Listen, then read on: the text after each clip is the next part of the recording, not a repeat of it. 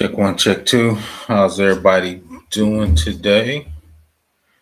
I am confused. It is Thursday. I'm thinking it's hump day. How's everybody doing? Long week for me. A long week for me. So, but I can't complain. So, We're grabbing burgers for dinner. sorry about that. Just looking at it on my phone. Yeah, bacon. So, sorry about that. Zero. To refuse this call, hang up or press. So, how's everybody doing today? So, just This is a prepaid so trying to make things happen today. Having phone issues. Let me see what's going on. So hope everybody's having a good day. So I hope everybody's having a good day. Uh, Trying to get my phone handled. So if you have any questions, throw them in the box. Like I said, just trying to get started. Let's see. Get my phone handle. Well, that's it. So let's get started. Just going over AWS. Let's see if I'm coming up there. I am. Just going over AWS. Going over three-tier architecture. I called it old school. Some we were doing in 2010. Just going to kind of put that old three-tier architecture in AWS.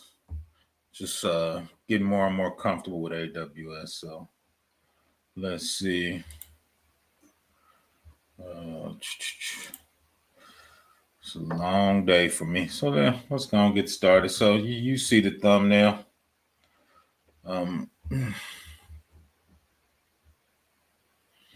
you see the thumbnail. Let's go and get into it. Let's see. Get my slideshow ready.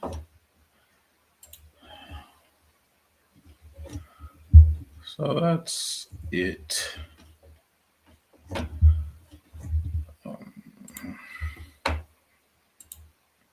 So I'm sure people come in when they come in. If they don't, they don't. It's all good. So we're about to get started. So you'll see it. That's in old architecture diagram. Like I said, usually from 2010. You got your web client there. Going into your presentation here. So you're there. It is presentation zone. Your Apache server. Going to Apache Tomcat. I'm a Java guy, so put our Tomcat here with your code on it. It's going to be your Java. Reading the Oracle database. Of course, that could be SQL Server, Oracle, DynamoDB in the AWS world, Aurora. Right, so there could be anything there. So that's it. Client, presentation, application, data zone / database, right? That could be flat files or anything. So just putting it right there. One availability zone in the old days, right? You wouldn't have elastic between a couple of data zones. So that was it. So now when you look at it here, that's a more modern application, right? Old days, we're gonna have one data center, right? But in this modern app right here, there's two data centers in our app. You got your elastic load balancer there, network load balancer there, going into your app tier, your database, your S3 buckets up here with your cloud front, right? So all that's standard new stuff, right? We had that in the 2010s, right? When we were doing the old school. So let's look at old school. So when we talk about the standard, this is to technology. We just saw the client. On the web tier, we're going to talk about an Apache database, right? Then part of that Apache database, MyJK is going to send the traffic to Tomcat. which is going to run your Java code. Then Tomcat's going to talk to your database, being Oracle, DynamoDB, Redshift, or whatever it is. But in the old days, right, it's going to be one availability zone, right? Um, because when you're talking about having your own data center, most data centers you ain't going to have two data centers or three data centers within 6 miles of each, 60 miles of each other, running micro milliseconds between those data centers, right? That's what Amazon does at the top of its game. Azure's getting there and Google's following up, right? So even most cloud providers don't have, multiple data centers like that. Like I said, I think that's an Amazon thing. So when you actually talk about technology behind the scenes and what that looks like, it's going to be, once again, the client comes into your Apache server using ModJK to load balance between those two. Right, so that'll be on one server would be that 10, 10, 100. The other would be 200, right? And that's just a regular round robin balancing between two of those, right? Then once again, those Apache servers will be connected to a database, right? So we're going to walk through how you would configure that in AWS, right? Everybody's trying to get comfortable in AWS, getting those skills in AWS. So I thought I would put a 2010 kind of three technology in a new AWS, right? So that's what I did, right? At a high level, I pretty much got it to work. Those ModJKs are a little hard because they're a little old technology to get configured, right? But for me, it was more of a lab thing and learning. Once again, if you got any cybersecurity questions, just put them in the chat, put them in the box. I answer them. It doesn't have to be specifically talking about AWS. We can pivot and come back, right? But this was me labbing in AWS, getting comfortable. For people who don't know, I taught computer security for 10 years. I don't do that anymore. I probably talk about why I don't do that anymore, right? I just actually stopped this year.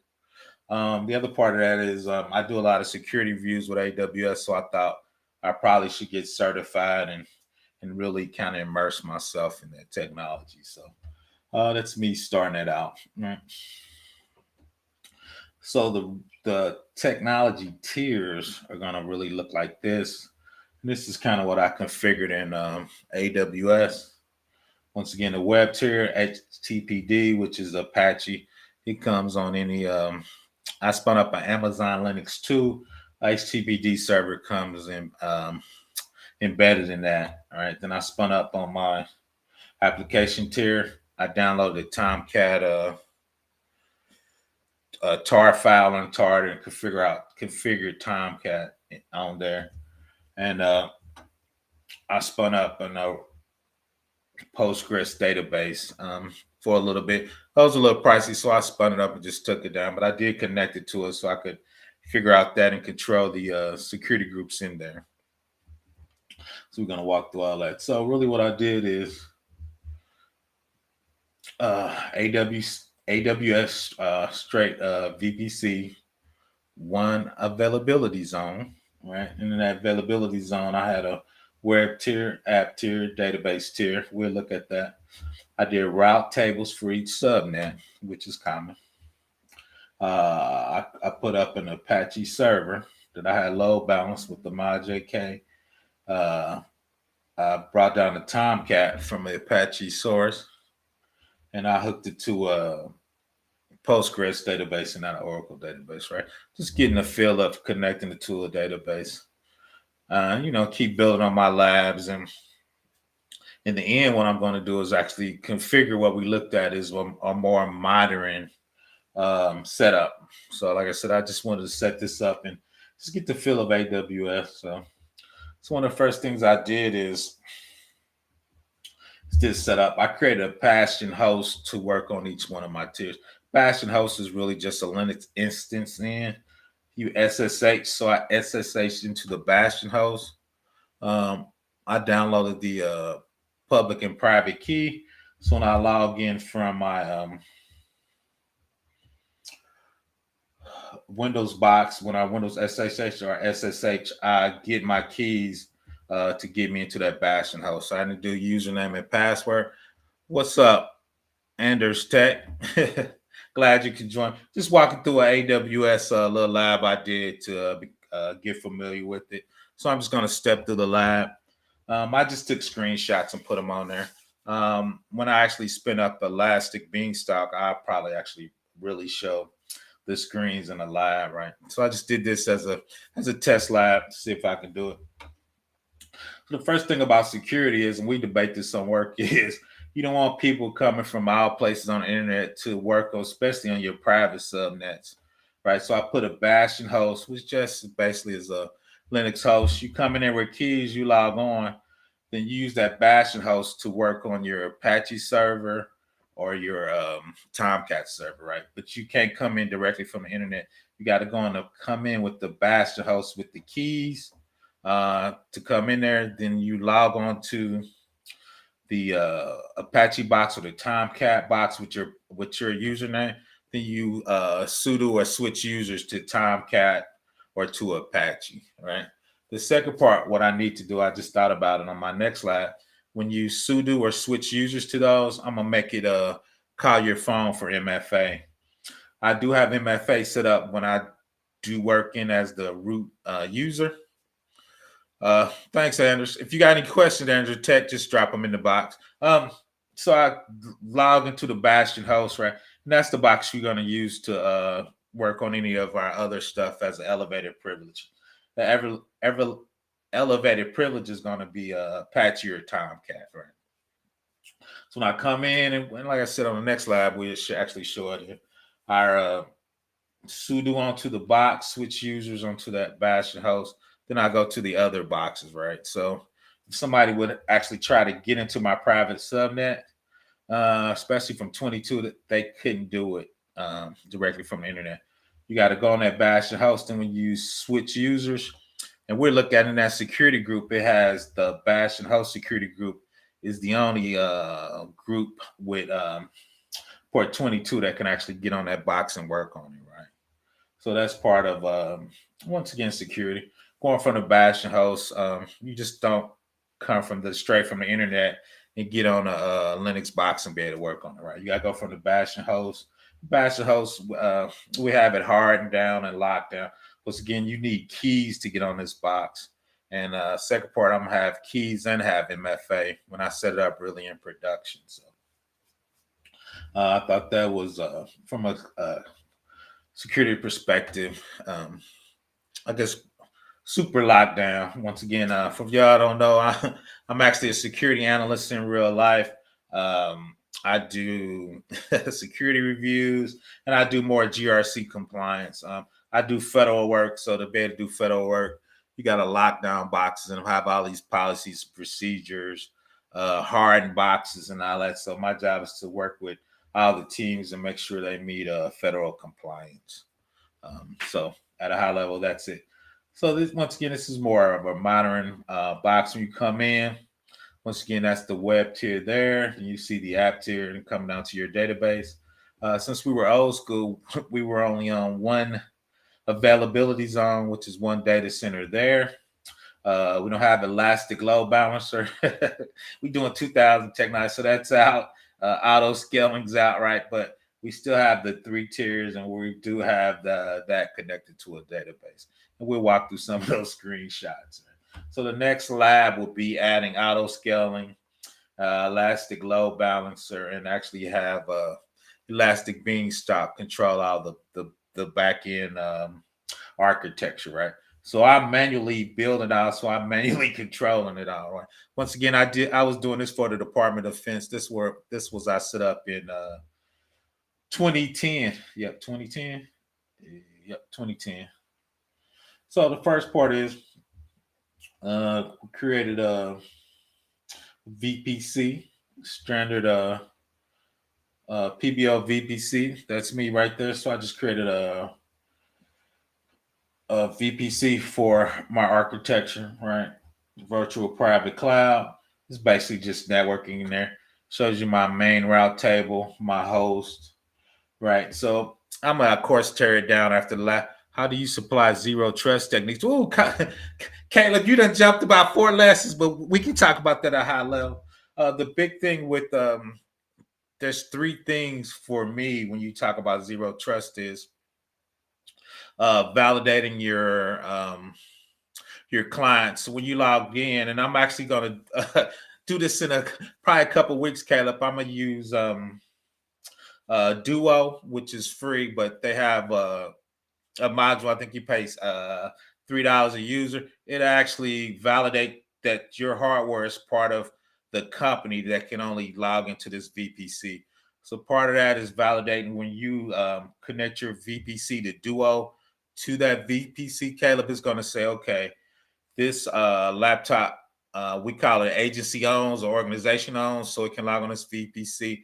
I'm validating that the OS is up to date. I'm validating that the virus protection and malware is up to date, right? And this, once again, laptop belongs to the organization to work on. Then in the middle part of that usually is you have policies to say what can you get into when you log on, what group are you in, and what part of the organization you can go in. So part of that too, Caleb, is if you log your laptop into the VPC and your malware is not up to date, I could say your computer is risky. So you can go to some non-secure areas, but you can go to a secure area, right? We call it a protected zone.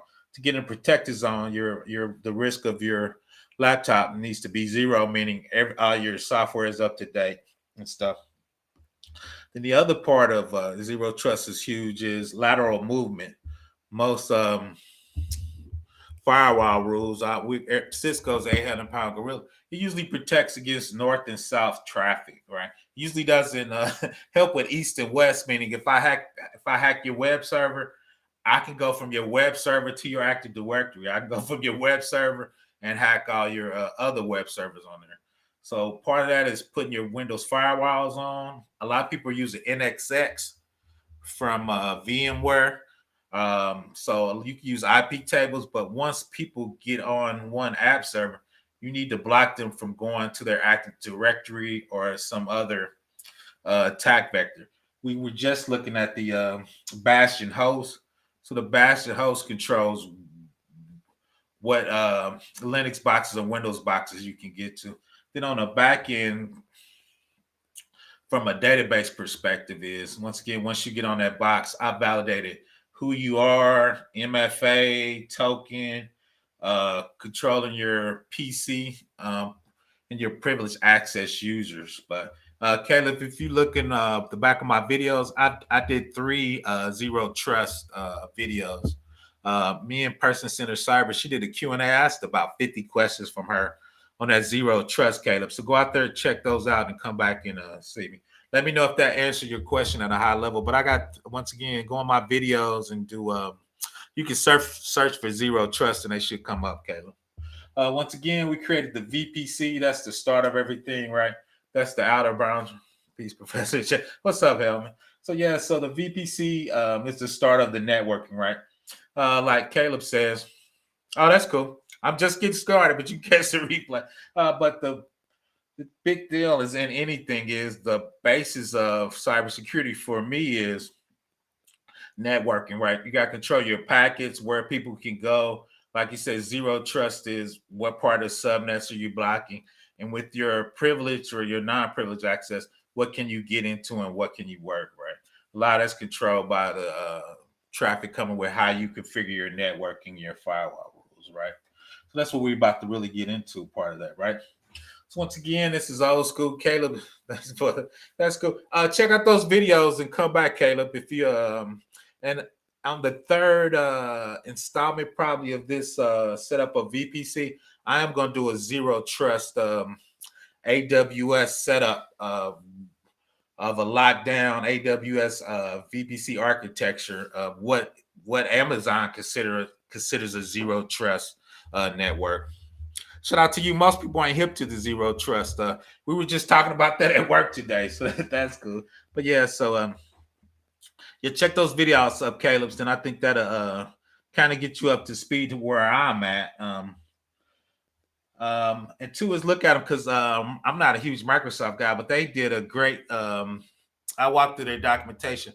They had a basic, advanced, and an optimal zero trust. Because zero trust, once again, it's levels to this. A small company versus a medium-sized company versus what Department of Defense are going to do from the government with nation states attacking them. So you can have zero trust at different levels. It's just not all or nothing as part of that, Caleb. But yeah, go check out those couple of videos. So once again, I set it up. One, you can see here, one AZ, which is basically one data center. I set up in US East 2A. I set up PBO, which is me, web subnet 1 for my web tier, and app subnet 1, US East, and I'd set it up database subnet, right? That's the 3 tiers. So I set that up in the AWS, right? So once again, it's one data center, all US East 2A. That's the data center I set up my VPC in and all my network, right? I heard of it through the RSA conference YouTube channel, but they couldn't explain it as you did. I appreciate it, Caleb. Once again, me and person center cyber, she was getting up to speed, so she was asking some real good questions, and I showed like 3 short videos because each company now has their own zero trust setup. You could do it with VMware NXX. You could do it with Windows firewalls. You could do it with Linux IP tables to stop east and west traffic. So zero trust is really a framework. And there's, like I said, there's a ton of ways to set it up, right? And there's different levels to it. So once again, that's my one data center. I set up the web tier for Apache. App was Apache Tomcat. I'm a Java guy, so I'm gonna set it up in Tomcat. Then Oracle, I probably switched that over into Postgres because it's a little cheaper on AWS when we do the next level, right? So once again, it's the old school technology. It was one data center. I actually set this up and used to run this at DoD. I was in charge of the web and app deployments for DFAS, Department of Financial Accounting. I'm gonna have my manager on there. He the one got me started. He actually works for AWS, so I'm gonna have him on my channel. I'm gonna interview him. So we're gonna chop it up. But this is what I actually used to run in. I want to say 2008. Yeah, probably about 15 years ago, 20 years ago. This is how we used to set it up, right? You have one data center. You don't have the availability zone. So that's what it was. I'm gonna check for good one now, but I'm a beginner when it comes to cybersecurity. Work on to become the next level. Facts. I've been in. I'm with you. Long story short, Anders Tech 79. I've been in IT for 30 years. I've been in cybersecurity for 15, doing obvious jobs, and course over 30 years. I've done everything except set up a Cisco networking team. I was a programmer for probably 15 years. I did Oracle forms and reports, and I went to Java to Oracle. Java connected to Oracle database. I've been doing compliance probably for the last 10 years, cybersecurity compliance for the IRS and for Department of Defense. It's called FISMA. That's what I've been doing. So yeah, I've been in the game for a long time. It is ancient. I'm old, Helmet. It is ancient. Shout out to Helmet. So it is. I've been doing this a long time. So yeah. So I'm putting the ancient on the new helmet. We switching it up, man. So there's my 3 subnets. But once again, I didn't use the availability zones. I didn't use the elastic load balancer, and I didn't use the elasticity by when the server gets to a certain point. It spans it off. I did the old technology. So there's my 3 subnets I created in my VPC. I had a app subnet, once again, database subnet, and a web standard 3 tier. Those are my CIDR for my IP address. So I'm still on 4. I ain't went to 6 yet. I'm old. So 172.20.4, 20.7, and 20.1. The reason I skipped those is because if I probably use these same subnets, and on my next one, spread it out over the 3 availability zones, aka over 3 data centers. So that's why they're numbered like that. But those are the IPs to my subnets right there. So yeah, I've been in the game a long time. Shout out to Before the Billions. Go check my man out. Before the Billions ain't got no wrench. Let me give my man a wrench him up. I ain't wrench my man up. I done had a wrench on before the B. I feel like I'm lacking. Shout out to Before the Billions. Go check my man out. We definitely gonna collab. I'm late. We gonna do some data engineering and some data warehousing and some data lake stuff in Amazon. So we're gonna get to it. But once again, there's our 3-tier. We had the PVO VBC. Now we got the PVO app subnet, web subnet, and the database subnet. We're going old school 3-tier. So once again, that's the new one. We're gonna focus on that data tier right there. Once again, that's the web app and database. That's what we're building. Once again, at the top, one availability zone. We heard. You're welcome Before the Big. I thought you had one. Man, I'm no spring chicken. I remember using Netscape. Facts. I'm before Netscape. I remember. Nah, it's amazing how technology's changed over the years, though. Then for each subnet, there's a route table. The route tables tells you when I get in this subnet, where should I go? Where's my default route? And what is the next subnet I'm gonna go to? So I had 3 subnets. So those are my 3 route tables that go with each one of those subnets. Right? And 2, what I'm gonna do is this is a pre-lab before we start labbing, right? So on each subnet, you need to have a route table on each subnet to tell you where the traffic should go. Should the web traffic go to the app tier? Yes. Should the web traffic jump to the database tier? That would be a no. That would be a security violation. Because the first thing the hacker is going to do is attack the web tier, right? Because it's open up to the web, right? It's the DMZ. Part of it's in the open to the web, and the other part of it's secure, right? So the web tier shouldn't automatically go to the database tier. It's got to go to the app tier, right? Security. There's security things in there to check stuff, right? So you got 3 subnets. You're gonna have 3 route tables, right? So what's in our route table? All right, so we got the route table. It shows you that the route table is explicitly associated to a subnet. So that route table web is connected to the web subnet. Shout out to Black Heights. Appreciate the tip. Go check my man out. You know, he's definitely helping people doing stuff. Definitely one of the top Patreons in the game. So I definitely rock with him. So go check him out. A lot of y'all trying to get into the game. He's the guy you need to see. I'll give you the advice, but I'm going to send you to him. I don't do what he does. So shout out to him.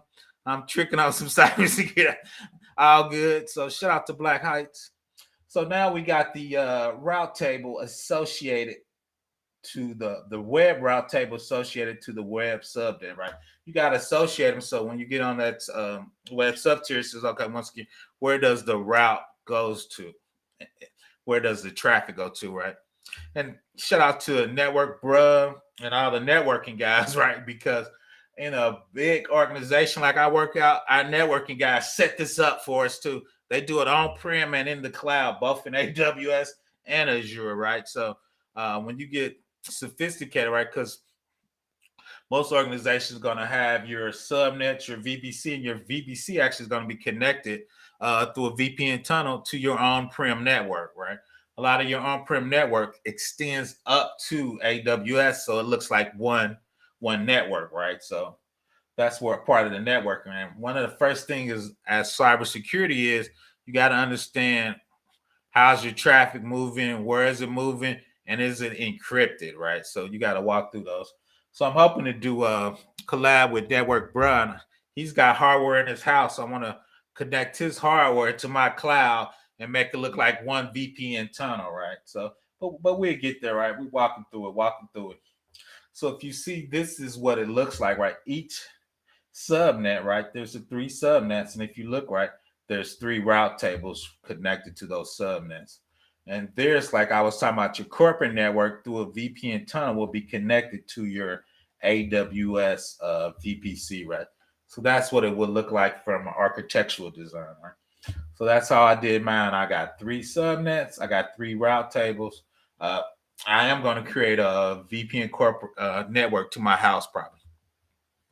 In the route table, do I limit the IP address that connect to the SQL broadcast on specific. So how should I hide it? Oh, Caleb, you jumping. That's a good question. We're going to get to it. You're going to do that with security groups. And we're about to get to there, Caleb. Don't be jumping, Caleb. No, I'm just joking. That's excellent questions coming up. You handle your network and your ports, because when you actually open up your subnet, right, there's 65,000 ports. You don't have 65,000 ports like you said broadcasting, right? That's 65,000 ways a hacker can jump to you, right? So we about to talk about security groups in AWS is your local firewall. So we about to talk to that and how to lock that down, Caleb. That was an excellent question. We about to get to that. Can you use Wireshark or TCP dump to examine the packets of the AWS? Oh, most definitely, JM. I might do that in the lab online. Yeah, you can because you can install Wireshark and the TCP dump even on Amazon Linux 2. TCP dump is on there, and you're right. When I start actually doing assurance on this, I would do TCP dump to make sure the traffic wasn't encrypted. If I can read it, it's not encrypted. If it comes by looking gibberish, I know it's encrypted. So you're 100% right, JM. And yes, you can run that in there. TCP dump comes in there natural. I think you would just have to do a yum update of TCP dump to get that module and just cut it on. Wireless Wireshark, you would have to install up there. I actually would use Nmap instead of Wireshark. It would kind of give you the same thing for your traffic. It's more of an easier to use Unix module that's pre-built in. So, oh yeah, shout out. You familiar with shout out? That's my guy, man. I love Network Bro. I know he studied one for his test. He said it didn't pass on the first try, so he was knuckling down again. Yeah, Network Bro is my man. I'm always on his channel. Stig is security checks. So I'm always giving me Cisco security checks of the day. We call it the Stig of the day. Shout out to Network Bro. I'm jumping because you're the man with that. You cool, Caleb? That's good to hear, Kat. I like to add value to the community. So we about to get there. So here is the internet gateway. So you actually got to put the internet gateway on your VPC. So when you say go to the internet gateway, the gateway opens it set off to the internet. So it's the default route, the default gateway for your default traffic, right? Because when you're moving traffic, when somebody makes a call into your VPC, it's got to be able to return back to that user on the internet. The internet gateway is the default route back to the internet so it can get back to that user, right? So we put the internet gateway on our VPC. You see at the bottom, the PBL VPC, you will see it right there. So let's see, routes in the route table for the internet gateway. So now that we have the internet gateway on our VPC, like we were talking about our route tables, you see down there going from 1720.20-20.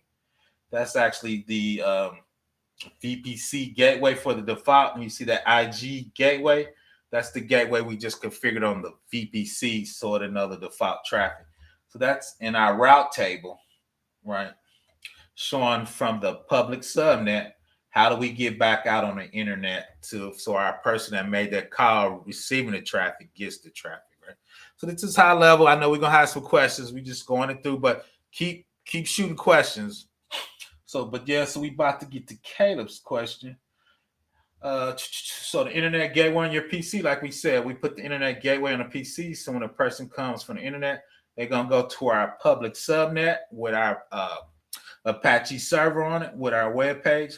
Shout out to B2B. He's always working on this website, right? So his website probably would be in the public subnet. So once he makes a call, it's going to return back to the internet gateway, back to B2B, because he's always working on his website. I need to give me a website. Shout out to him. So that's what it looks like, right? From architectural design, right? So Caleb was just talking about how do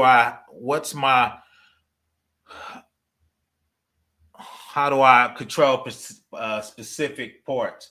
So you can have security groups. Your security groups are your firewalls you're putting on your subnets, right, to control what traffic goes in and out. All right. So we got a firewall group for the jump server. We got a firewall group for the web server, and we got a firewall group for the app server, right? We should have had a firewall group for the database, but I got lazy. So let's talk about these security groups, which are what's are local firewalls, right? So I did one for the jump server, right? So when you go to the jump server, the only thing the jump server should be able to do is SSH in. That's the only traffic I'm letting into the jump server. That's all it's there for, is for you to jump on it, then jump to another server and do work, right? So when I log on to it with my keys, right, the only port's going to be open is 2022, right? SSH is secure and it's encrypted on the fly. So like Caleb said, is if anybody try to get to that server with 80, nope. 1521, that's the Oracle database, nope. 389 is LDAP, nope. So I'm locking it down. So the Apache web server, a web server should be only web server traffic, right? HTTP and HTTPS, right? So I let that into an Apache server. And for me to be able to work on it, right, it's a Linux server, I need SSH, so 22.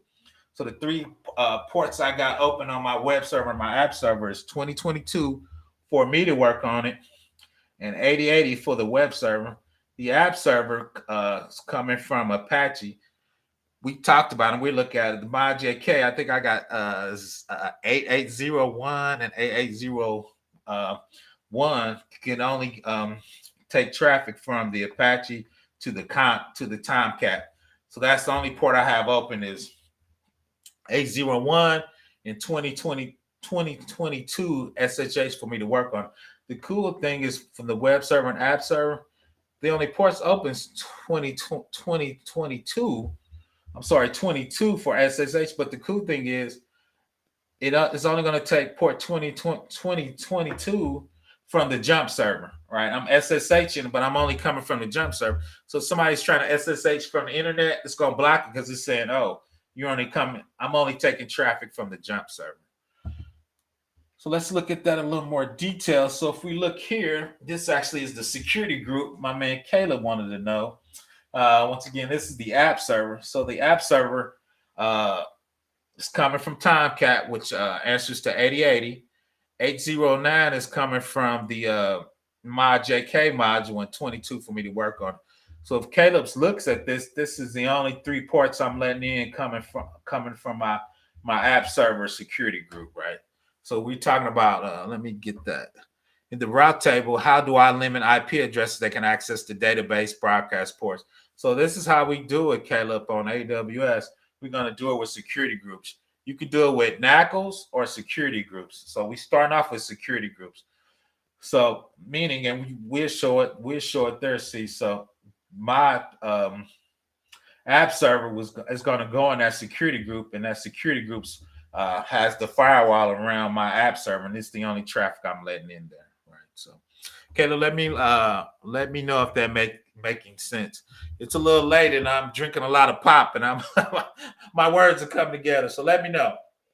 So that is the built-in firewall rule. Security groups is what you use. That and NACL. So we start off with the security group. Would you have to spoof the address for the attacker to get in? You could. I don't think you could spoof the address. The reason why I don't think you could spoof it is that's actually a private address, JM. And since you're coming from the internet, you would have to have a valid public address on the internet from that side. So you would have to get into my network, then figure out how to spoof it once you got in. But you couldn't spoof it from the outside, because once you get past my web server, all the app tier and the database tier are all private addresses, which would resolve on the public internet. So the 2 part of that, you would have to spoof that address, but you have to spoof to get. You have to spoof and get. You have to get in my network, then spoof it, JM. Once again, because we're using private IP addresses, right? From what I created in my PBO, which is 172. That's not a valid address out on the public internet, right? So you got to come in and get in with a public address, then spoof my private, JM. Okay, cool, Caleb. I appreciate that, CKC. Can't say just want to show some love. Have a good evening. I appreciate that, CKC. If you need anything, shoot me. You can always shoot me a private. Anybody can shoot me a private email. ProfessorBlackOps@gmail.com. I appreciate that, CKC Entertainment. Go check him out. Support. So yeah, JM, that will be a little harder, not impossible. I think the better thing is you would just hack in there. Don't spoof it. Just go for what you know. Once you hack, I would. A lot of times, I would just because once you hack and get in my server, whatever IP address that you got in there, if once you hack that user, like if you hack my Tomcat user, once you got on there as Tomcat, when you left that box, you would already have that IP address. I don't think you need to do any special spoofing.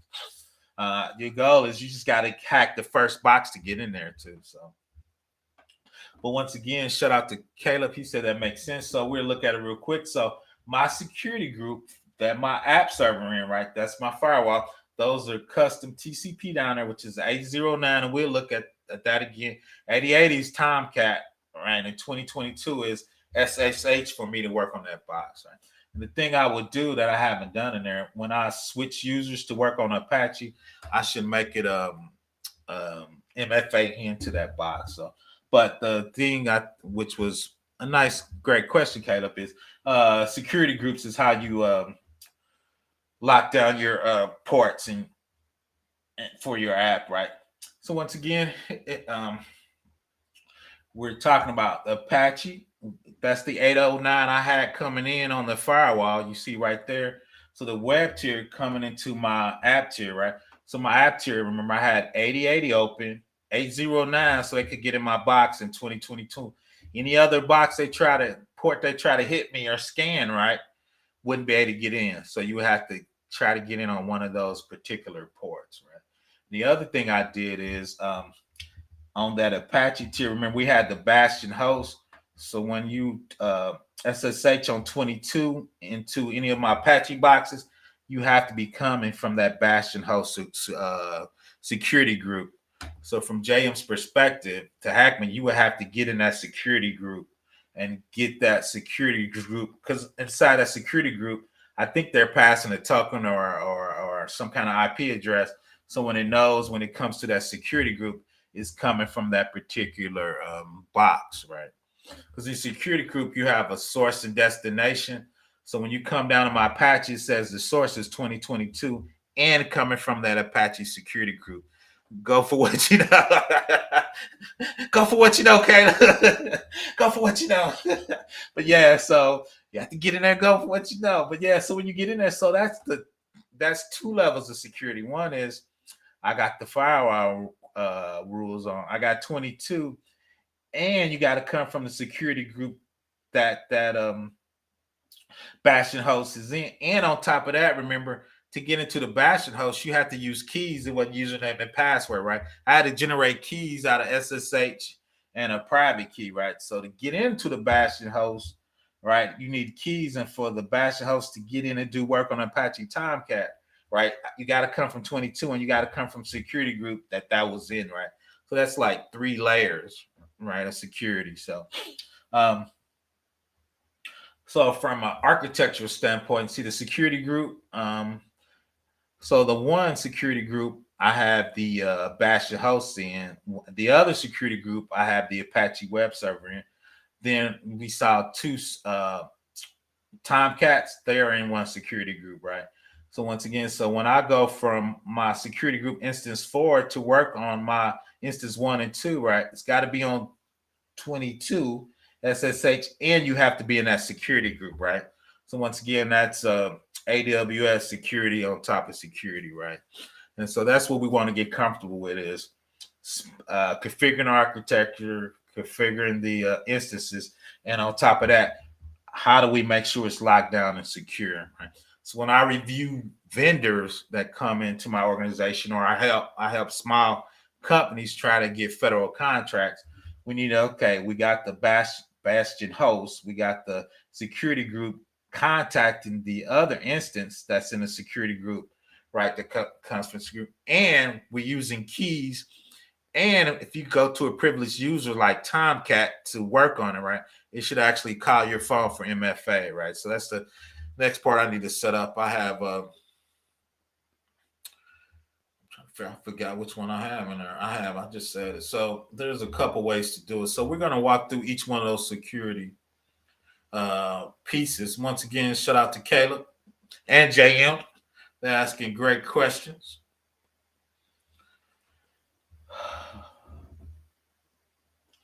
Then actually on the application server, right? We're connecting to a database, right? So this is called a connection pool. You open the connection pool, you don't close it, you just pull it off, right? And it's already connected. Then you do your selects or run your procedures, right? You don't close them because it takes a long time to open it up. But once again, what security group is in our database? So we're only going to let this application server, which up here was Apache Tomcat 1010, 100, 1010. Those are your only IPs that can connect to the database, right? So we got to remember these app servers are right here connected to this database. So in our security group in the database, we're only going to allow those application IPs talk to our database. So once again, from Caleb's standpoint, we're locking down our ports and protocols, right? And when you do that, they call it making your attack surface small, right? So you only have 3 or 4 ports open, right? So if you're going to get attacked, it's going to be there. So there's products like I'm trying to think of them right now. I'm blanking out. There's 2 products that AWS has, our guard duty, that will look for threat actors attacking on those ports.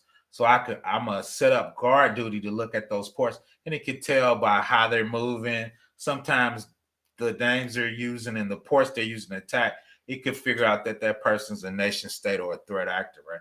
Since we're locking down our ports, we can have guard duty double check those ports and figure out if this person that came from a certain IP on the internet is a bad actor or a nation state, right, attacking us, right? But one thing we got to do, like Caleb said, is we got to lock down our attack surface by locking down our ports. Which type of MFA do you recommend? Is the easiest to use? YubiKey is great hardware, and they're pretty. Yeah, YubiKey is. I usually use the ones on their phone. I'm blanking. I'm great. Look it up. I'm so tired. I forgot. I got to get it together, people. I got to go to work in the morning, man. I hate a Duo. I like Duo. It's super easy to use. And Duo, you can upgrade. They got like 3 or 4. The more money you pay, they give you a lot of great modules to use. So I use Duo, and I got that set up on my AWS VPC, practicing in real life. So my root account and all my admin accounts will be hooked up to Duo. So when I call, that knocks out a lot of your script kiddies and your beginners, right, just by MFA. The attackers would need social engineering skills to get this. Facts. But I'm planning on that too. To be honest, Jam, I know some of my regular users. I know they're gonna fall for the Kim Kardashian big booty pick, JM. So I expect those low level guys to get hacked, right? So and we're going to talk about this later on. When you actually do an incident response test, you actually walk through and say, okay, if this low level user gets hacked, okay, if this admin gets hacked, if this DBA gets hacked, and if the root gets hacked, right? How can you mitigate it? What will happen? How could you lock it down, right? So those are best practices. So we're going to walk through those, JM. But yeah, we know some people are going to fall for the Kim Kardashian big booty pick and click on it, right? Or some phishing, because we know there's a billion of phishing every day. So somebody's going to click on the wrong version. What version of Linux is best to practice with cybersecurity procedures? How I picked it out, I actually picked Amazon Linux 2. I'm starting to do, and I'm gonna hopefully do a lot of side work. That's what most people pick on Amazon. They just picked Amazon Linux 2 because Amazon pushes it and it's cheap. DoD work. DoD wants you to use Red Hat for anything on premises. So Red Hat for on-prem. I do government work and there's tech, so I'm either gonna use Red Hat or I'm gonna use Amazon. Long story short, when you do federal work, one of the checks is you got to have support for your Linux distribution. And I think Red Hat, it's getting a lot better. But in the old days, Red Hat had the best Linux support out there. Anything you buy, you got to buy support, because if there's a vulnerability come out, you want the company to be able to fix it ASAP. That's why we don't use a ton of pure open source stuff. You want the fix to come out quick. You don't want to wait on the community. And two, when you pay support, you can demand that they give you certain security fixes, or you can sue them. Caleb, I once locked my own IP at Twin because I cracked. I've done that before. Like how you present the security would be implemented. That's cool. Yeah, we're gonna talk about that. I've done that before too, Caleb. Shout out to the AWS web page, because you can go in there and reconfigure the firewall and let yourself back in. So now, Caleb, you're not alone for that. Sometimes I get too tricky. I trick myself, Caleb. So I'm with you on that, man. Calvin, I try to set up security policies not based on social. Some things are harder to make secure, though. Oh yeah, Calvin, because two is that's what risk is all about. When you talk about this from a manager level, it's really about risk. And two, along with risk comes money, right? Money's not infinite, so you got to figure out what you get the best bang for the buck. You're not going to lock everything down, Calvin. This money's not infinite. So especially when you're talking about big systems, 1,000 VMs, 40 databases. So Calvin, that's never going to happen. You should do an assessment and kind of figure, okay, it's called Cat 1s and 2s. Cat 1 means that's open and the most vulnerable attack. What you try to fix the 1s, get to the 2s and 3s, then you communicate the risk and you just try to get the best bang for the buck, Cap. You're never gonna knock it down. You're welcome, Anderson. Tech 79. So yeah, that's how I do it. Once again, I'm trying to like I said, I do a lot of security reviews on Amazon. I think I want to be an Amazon architect. I was an architect for a decade before I really got into compliance. So I think I want to go back to that kind of life and add it with security, because everything's, talking about security.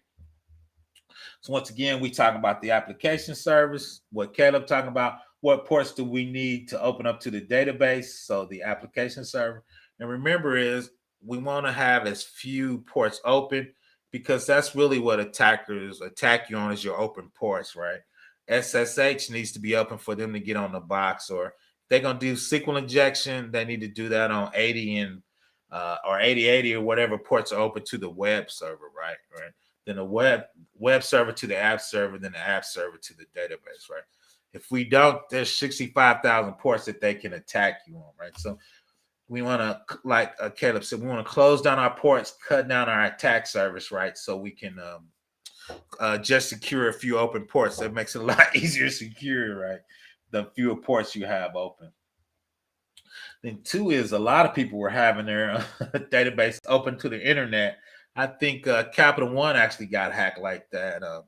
Their database was open to the internet, and somebody put their keys actually in Reddit, right, to get them to open it up, right? But when we lock down, we never want to have the internet go directly to our database, right? We want it to go really through the web server, app server, into the database, right? So because 9 times out of 10, all your good stuff is in your database tiers. Your credit card, social security numbers, HIPAA. We usually save that in the database. If I have it on the file system, it's going to be on the file system that the database is on, right? So I don't want to make it easy for people on the internet to get to it, right? So I'm going to try to have as much as that stuff. For me, all that stuff should be in a database, even if it's PDFs or files or Word document. I kind of want to upload those into the database so to lock it down. So that means you got to hack into a public, hack into 2 private subnets, then query it out the database to get it, right? So so that's kind of that from that perspective. Can attackers take advantage of yeah, because if you look at SSH tunneling, a lot of that's VPN. If you do CVEs on VPNs, a lot of VPNs been hacked lately. So from that standpoint, if your VPN gets hacked, then your SSH tunnel's hacked, right? So not easy, not low level. I think you got to be at a nation state or pretty high level to hack a VPN. But there have been a ton of CVEs on VPN. NordVPN had a few CVEs. CVEs are critical vulnerability exposure, meaning they could be hacked, and this is how you could hack them, right? So once again, from a VPN software being hacked, or once again, JM, if you phish them and they get control of your laptop or your workstation, right? You're in the VPN tunnel because you got their VPN software. 9 times out of 10, though, you will have to phish their credentials with it. But oh yes, you can't have the keys. I leave keys for the facts. You can't have the keys or the keys. Yeah, so that's the cool thing though, is getting into your Bastion host. You know, we want to do keys. Then when you go to work on a box, if you sudo to switch users to a privileged account, a la Tomcat, a la Apache, a la if you're working on an Oracle database or Postgres or MySQL, once you switch to that user, right, that's a privileged user. We need to go ahead and MFA to the phone to add another Yo, shout out API is the new security, Black. API is the new security, so you gotta get your API security on. So now we're gonna talk a little bit about best practices. We did all that manually. If you look at AWS Beanstalk, it manages all those for you and gives you auto scaling and elastic load balance. So remember when I did it, I set it all up in one data center, right? It was all kind of hard coded. So if I got a lot more web traffic, I would have to physically spin up another Tomcat server and hook it up to my JK. With auto scaling and elastic load balancer, all that happens automatically for you, right?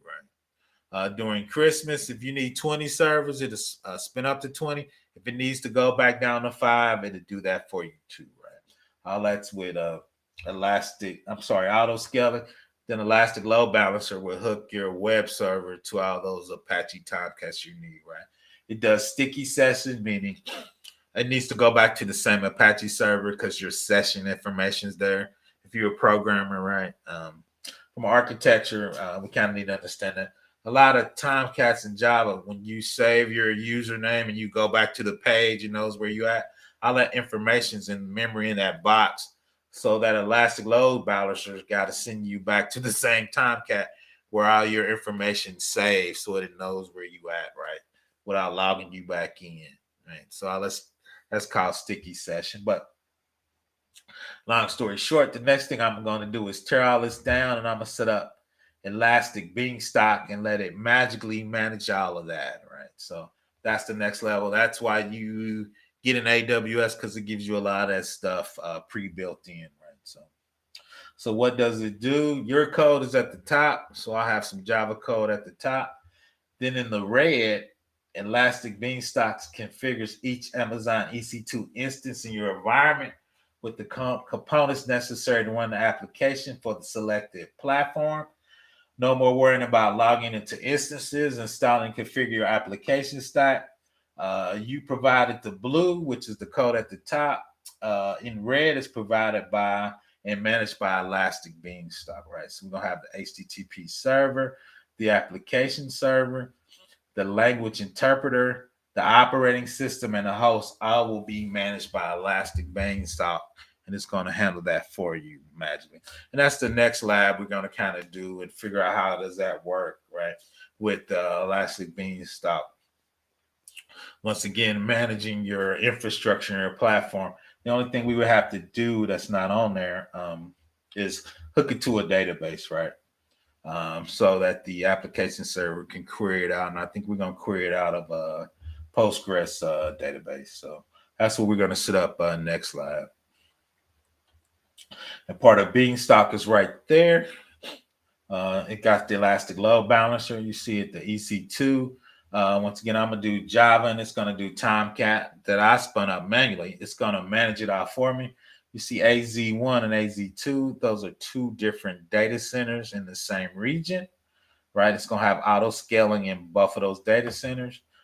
That's what we're going to have to set up the database in the back end, right? So we probably do both Postgres because it's free. We definitely have an S3 bucket and an Amazon Cloud front. And we might have a Cognito. Cognito is going to be there to put the user's information in with the user password, right, to connect to the actual Java for authentication. So we're definitely going to add that in. So if you look on the side, you see Beanstalk. Route 53 is the DNS where you buy a domain name for it. ROAR is the database. S3 is the buckets. DynamoDB, I think, was the database. We're going to probably, once again, pick Postgres. Elastic cache is in memory. CloudFront, if we want to put static websites closer to the user. Cognito, once again, is authentication and authorization. That's where we're going to put the username and password.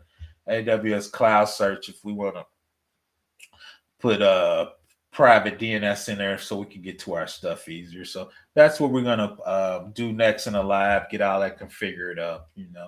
What we did really was the Elastic Beanstalk part here and the database part. That was the 3-tier we manually set up, right? So next thing is we're going to let Elastic Beanstalk help us manage that, have auto scaling in it, and the Elastic Load Balancer to go between the two data centers, right? So in a region, you can have 2 or 3 data centers. They're usually 60 miles apart. They have different power and different telecoms information. So if one gets hit 99% time, the other one's 60 miles away, should be fine. And it's a dark fiber, so they're moving in milliseconds, so you won't even notice. Have you ever considered live streaming your course sessions on Twitch? I thought about that, Caleb. That's in the works. That's probably gonna be 2023. I'm barely doing YouTube, Caleb. But I thought about it because I know Twitch got it going on. A lot of people be making bank on Twitch, so I'm trying to master YouTube. I'll probably get to Twitch a little later. Okay? I'm old, Caleb. I'm barely doing YouTube, but no. So that's it in a high level. So I just wanted to talk to. Let's go back up to the top real quick, and we just talked about and kind of walked through setting up pretty at a low level. I was going to say pretty low level of how we did the security groups for the firewall, the EC2s we set up for the Apache and the Tomcat. Once again, we talked about the route tables in each subnet. The subnet itself we set up. The VPC is the whole thing. So we kind of walked through in detail each set, kind of how it worked. And just kind of, like I said, walk through it. And let me know if you have any more questions. So that's kind of what I want to touch on at a high level. I thought Caleb answers the security groups is that's what it was. We showed them. We showed the ports of what we were allowing in to the security group. The thing that was missing, I'll probably add, is the security group is what you have your EC2 in, is that a Apache or Tomcat goes in your security group. But around your subnet, you can have a network access list too. So if you're on a subnet, what are you letting in and what are you letting out? Coming out the subnet, difference than the security group. So what I would do, like JM would say, if somebody would hack my VPC and they got on a certain subnet, I'm only going to let traffic out to a certain IP address to make it harder for, if you stole my database or stole some SSNs that were in a PDF, could you send them out on the internet to a server that you controlled, right? Because when you source a destination, you have to send it to a certain network. And if you were inside my database tier, I'm only letting that go out. I'm not letting that go out straight to the internet anyway. So you have to steal it from my database tier, get it to my app tier, and get it from my app tier to the web tier, right? Before you can send it out.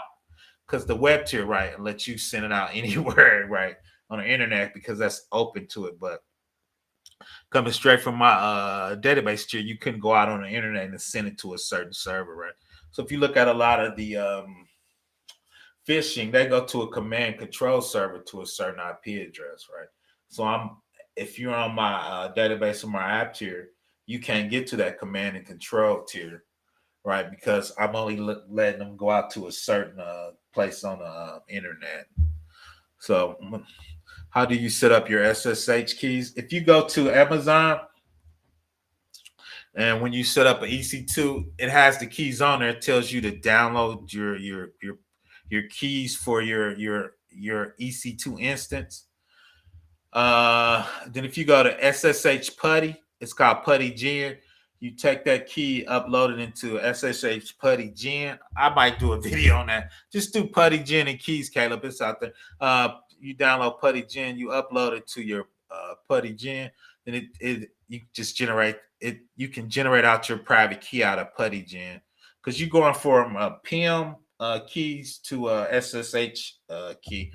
So you got to convert your PIM key to a SSH key, and you do that with PuttyGen. If you do PuttyGen and AWS and keys, it'll walk you through it, Caleb. And I might do a short video, but yeah, that's how you do it. When you go to your EC2 instance, you can download your PIM key, which is your access key. Then out of your access key, you're gonna generate a SSH key. And once you do that, I put it inside WinSCP. That way I can upload tar files with programs up to my server, my Linux server. Then I can work on them. Right. So yeah, two was when you do on ECT, that they actually show you they actually walk through this, a connect button actually in there. Then it command lines you out to your Linux box. But yeah, you take your PIM key, put it in PuttyGen, then export out your private key. So yeah, so we just walked through that old school setup on one availability zone, and now I'm about to work on setting that up to two availability zones, which would give me more resilience and more load balancing. Then the elastic load balancer automatically handle traffic going between those two data centers. Right. Once again, it will be controlled by Elastic Beanstalk. That's one of the products a lot of people like to use, especially from a program standpoint. You're talking about CI and CD, continuous integration, continuous delivery from a coding pipeline standpoint. So I think a lot of people use Elastic Beanstalk. It manages a lot of that for you. So yeah, so that's the next thing we're going to get comfortable with, kind of walking through that. Then I'm gonna get with my man B2B and do a data lake set up from an architectural standpoint. So so Caleb, I hope that makes sense. Like you said, you be hearing other people. Like I think a lot of people be guessing on internet, Caleb. So like I said, I did a lot of this on-prem, so I'm just getting used to taking it from on-prem to getting comfortable with it in the cloud, right? So for me, it's just kind of different firewalls where you put them. Like in the old days, we were using IP chains, which is really before IP tables on a Linux box is how we did firewalls. Then we went to Juniper and Cisco's. Right now, we got all that virtually in there. But even on the subnet, how do you actually, from like you said, zero trust, right? We put our Linuxes actually in security groups, right? So that's kind of more of an NXX type lookup where your firewall is actually right on your Linux box itself, right? From a security group and logical group. Now, the next part about that is, even if we got the security group, do we want to spin up an IP table on top of using the AWS security group, right? I say not, because sometimes you can have too many firewalls and it gets too complex and you can't figure out why it's not working. So I think the security group's cool, along with the NACs. The NACLs, the network access list. Like I said, I'm gonna put that around the subnet. So if somebody gets some of my information, them trying to send it on the internet will, be hard, but not impossible, right? Make it a little tougher if somebody got on my network, right? So, but once again, we'll have guard duty on there, hopefully figuring out how they move, if it's an adversarial threat or not. So then two is guard duty is say, okay, this is the IP that came from, block that IP, right? because the stuff they doing looking suspicious, right? So that's all I got. I'll hang around for a little questions. I'll drop the link if you want to come up. I'm over here just pontificating. I'm over just, but I taught class for 10 years. I could pontificate with the best of them, but that's all I got. Like I said, I should have been highlighting the the questions. So that's it. I dropped it in, but not once again. I'll hang out for a little while. You can drop some questions, but from Caleb's standpoint, it's just security groups. We're gonna do security groups and knuckles in the next one. We're gonna do once again. We're gonna use Elastic Beanstalk to manage and handle all that from configuration standpoint and make sure we understand it. I'm right there with you, Caleb. I gotta be. It's 11 o'clock here. I gotta go in tomorrow. I work at home 2 days and I gotta go in 3 days. So I told the boss we need to flip that. So Friday's my day to go in. So I'm right there with you, Caleb. I'm old, man. I'm 53. I need to get some rest. I drank too much pop. I'm gonna be struggling in the morning. So I appreciate that. Once again, thanks for coming. We're gonna do some more shows. Like I said, I'm gonna do this for Elastic Beanstalk. Then after Elastic Beanstalk, I probably do 2 weeks. 2 weeks after that, I'm gonna do Lambda. Even though I just did a video, they had the first malware for Lambda, right? All of that is Amazon controls all the infrastructure. So I use an API gateway, call my Java code. Then the Java code and Lambda spins up a server underneath. I don't manage it. I don't set it up. Amazon does all that for me on the fly, right? So that'll be the next feature of that, right? Okay, see, Carolina takes a barbecue. Shout out to that. I'll say KC. I was doing some work in KC, so probably KC. I appreciate that, Anderson Tech. And two is check me out on Sunday. I'm doing a class, digital forensic. It's just a 8-week class I done. I think we're on a 6 week. So come check us out Sunday at 3 or catch me out on a replay. Once that gets done, I think I got 3 more of those. Then I'll get back on the AWS. For y'all don't know, I was actually a professor for 10 years. I taught cybersecurity. I taught intro to cybersecurity, which is the Security Plus test. I got a playlist on there. And I taught forensic and advanced forensics and compliance. I make my living on compliance. So shout out to me. How dare you come to NC? I'm about to come check you out. Shout out to that. I've been to NC in a while. Actually, I just applied for a job in NC, so I might be there. It's remote though. So shout out. I think it was in South Carolina though. I think I applied for a job there. So shout out to them. Shout out NC worker. NC worker, my guy. He been with me when I had like 50 subscribers. So shout out to him. He was one of the first people that came and showed me love. So shout out to him. Let's see. I gotta give my man a wrench. I gotta give NC worker a wrench. But yeah, so that's all I got. Like I said, I just come through. I've yet to have KC. Text to me is just not really deep in my. They get a lot of love though. I need to go. I keep thinking I'm gonna go to Austin and check out my man Black Heights. Shout out to Black Heights for the super chat. Shout out to CKC for the super chat. I appreciate it. But yeah, so my ass gotta go on a diet, man. I gotta get it together, man. I gotta stop blaming the pandemic. I gotta start eating better. So I'm with you on how to be. So yeah, but I'm out too. I'm like, my man, I gotta go to work in the morning. So I appreciate everybody coming out. Once again, check out me out Sunday or the replay. We got the forensics class going on. Just talking about a high level. I just talking about different domains. Cybersecurity is so big. Forensics is just one small piece of it. A lot of the red team guys use forensics in their stuff. Once you get hacked, you got to figure out what happened, right? Come on out to DFW, Texas. Okay. They putting them out. PBO needs to go on a diet though. So once again, I'm out. Thanks for joining me, man. Everybody, thanks for try to come visit out. Come visit more often. I appreciate it, Calvin. Come check us out. I check the replay. Once again, Sunday at 3 is usually my class day. I usually come check us out or just check the replay. Once again, professorblackops@gmail.com. Shoot me an email. I'm on professor time. Give me a couple days to answer it, man. I'm slow on my emails. I'm slow. Once again, thanks for checking me out. Have a nice night. TGIF, I'm calling Friday here because by the time I wake up, it's going to be Friday, man. Thanks for coming and